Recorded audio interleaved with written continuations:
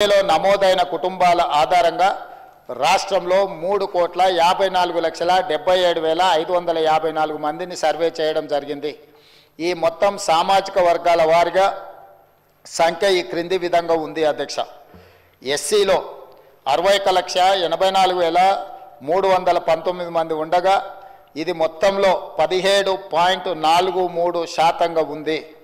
ఎస్టీలో 37,05,929 మంది ఉండగా ఇది మొత్తంలో 10.45% ఉంది అధ్యక్ష. బీసీ ముస్లిం మైనారిటీ మినహా 1,64,09,179 ఉండగా ఇది మొత్తంలో 46.25% ఉంది అధ్యక్ష.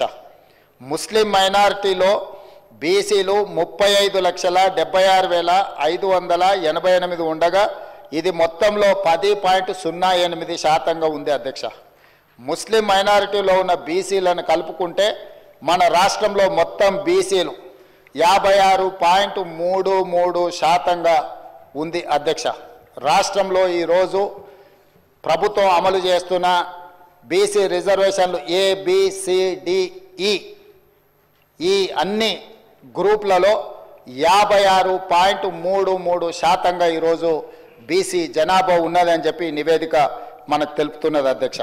ముస్లిం మైనారిటీలో ఓసీలు 8,80,424 ఉండగా ఇది మొత్తంలో 2.48% ఉంది.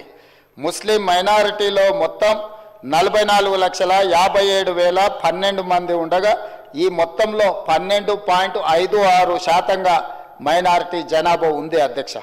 ఓసీలు 47,21,115 ముస్లిం మైనారిటీలు మినహా ఉండగా ఇది మొత్తంలో 13.31% ఉంది అధ్యక్ష.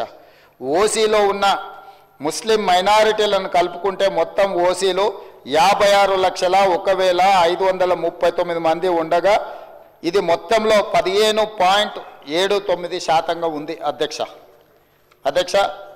ఈ సర్వే ద్వారా సేకరించిన డేటాను షెడ్యూల్డ్ కులాలు, షెడ్యూల్డ్ తెగలు, వెనుకబడిన తరగతులు మరియు రాష్ట్రంలో ఇతర బలహీన వర్గాల సంక్షేమానికి విధానాలను రూపకల్పన చేయడానికి ప్రభుత్వం ఉపయోగిస్తుంది. ఈ చర్య